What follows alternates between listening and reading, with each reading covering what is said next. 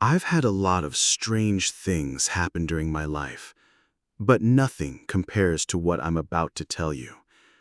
Even now, years later, I still can't explain it.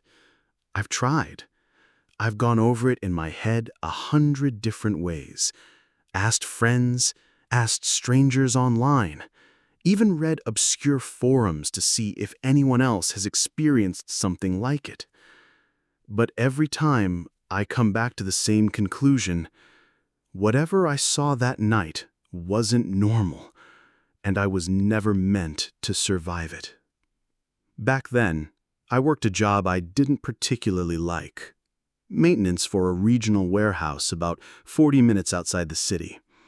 The work wasn't hard, but the hours were long, and most nights I didn't clock out until after midnight. The drive home was always the worst part.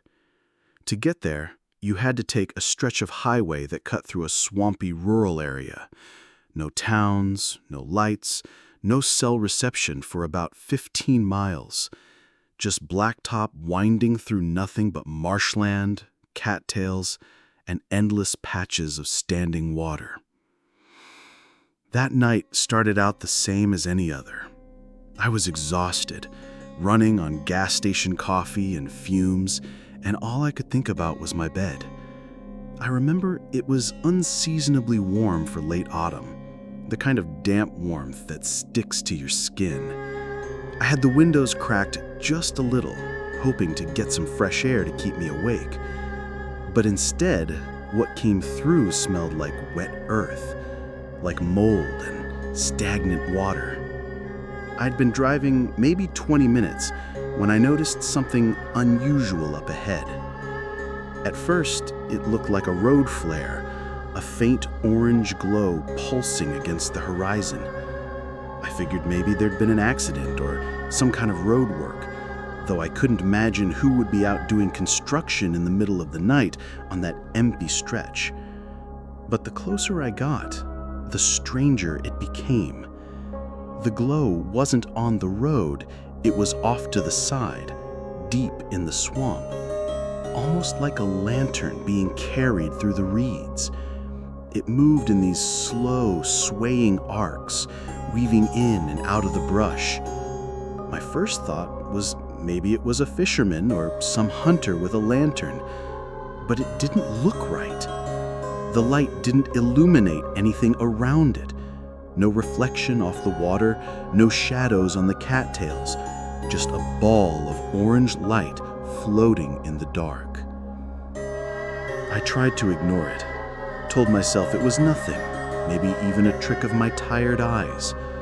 But then another one appeared further down, this time on the opposite side of the road. It blinked to life, hovered for a second, then started drifting alongside my car, keeping perfect pace with me no matter how much I sped up or slowed down.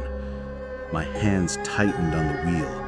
A cold sweat broke out along my neck. I finally passed it, but a minute later, I saw another, then another.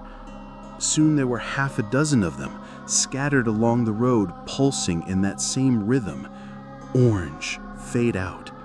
Orange, fade out. Like they were breathing.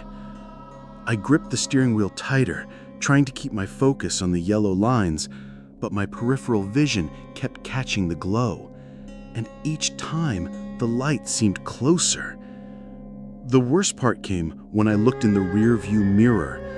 That's when I saw that two of them weren't just hovering by the road anymore. They were following directly behind me, floating above the asphalt like headlights from a car that wasn't there.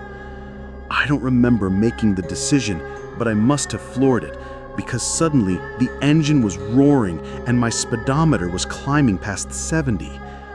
The problem is, the faster I went, the faster they went. The two behind me closed the distance effortlessly, until they were so close it felt like they were about to seep right through my trunk. That's when the radio cut on by itself. I hadn't touched it. The dial had been turned off since I started driving, But suddenly, static blasted through the speakers, so loud I nearly jumped out of my skin.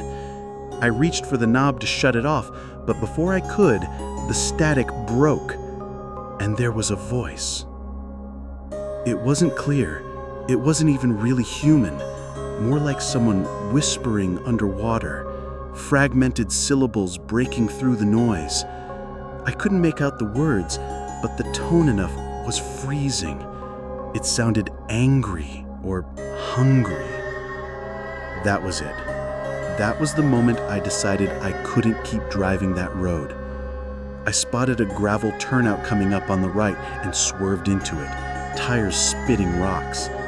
I threw the car into park and just sat there, my chest heaving. At first, there was nothing but silence. I dared a glance into the mirror. Empty road, no lights, no floating orbs, just darkness and fog.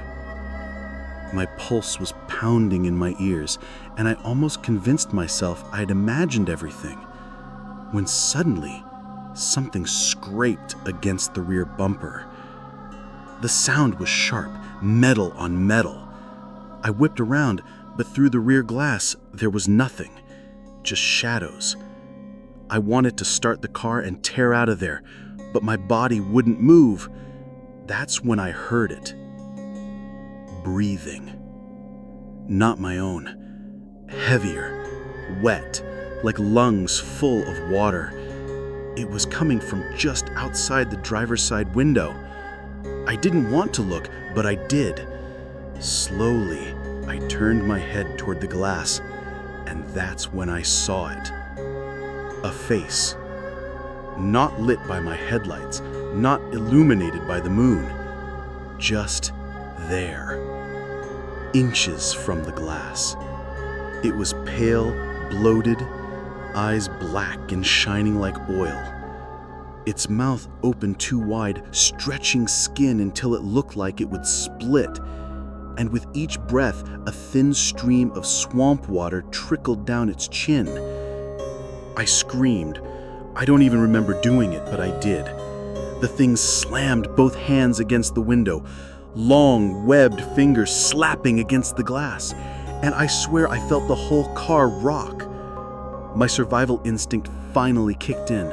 I turned a key, praying the engine would start, and by some miracle, it did. I floored it, gravel spraying everywhere, and tore back onto the road. I didn't look back, not once.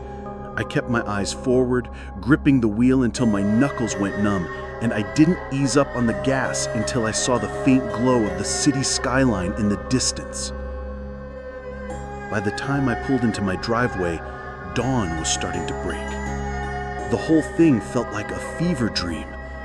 But when I got out of the car, I noticed something that still makes my stomach drop whenever I think about it. Along the driver's side door, smeared into the paint, were long streaks of mud. Not dirt, mud, thick and wet, with strands of swamp grass tangled in it, as if something had been pressing its soaked hands upon the car all the way out. I sold that car a month later.